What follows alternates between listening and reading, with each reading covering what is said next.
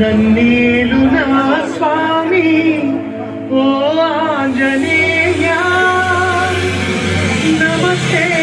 సదా బ్రహ్మచారి నమస్తే నమో వాయుపుత్ర నమస్తే నమః. తూర్పు దిక్కున చూసే శ్రీ హనుమాన్ ముఖం సర్వ పాపాలను హరించేదిగా, దక్షిణ దిక్కున చూసే శ్రీ నరసింహుని ముఖం శత్రుభయాన్ని పోగొట్టి విజయం చేకూర్చేదిగా,